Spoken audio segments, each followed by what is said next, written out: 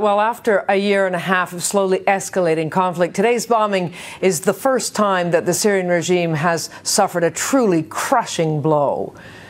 A funeral for an opposition activist turned to celebration when mourners learned the defense minister was dead. Across the country in this savage civil war, activists celebrated today's bombing because it struck at a hated elite inside the Syrian regime. The dead men were, like everyone else in the room, masterminding the plan to crush Syria's uprising. They were meeting in the National Security Headquarters near the center of Damascus.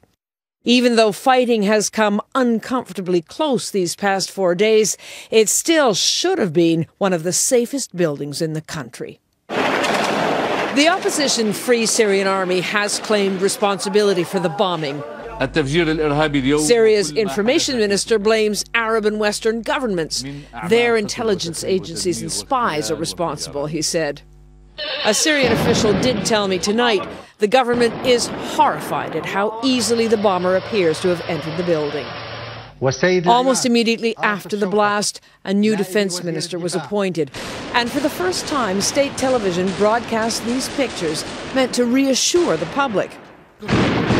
On the one hand, they do show Syrian soldiers taking on the armed opposition. On the other hand, they are proof, along with today's bombing, that a deadly opposition offensive is in the heart of the Syrian capital. So, Liz, many hours after the bombing, has anyone seen President Assad? No. Right afterwards, of course, everybody wondered whether he'd been in the meeting. Then the Syrian news agency made a point of saying he had appointed the defense minister. In other words, he is alive, but he hasn't been seen. Wherever he is tonight, he must be wondering after this lethal breach of security who, if anyone, he can trust. Thank you, Liz.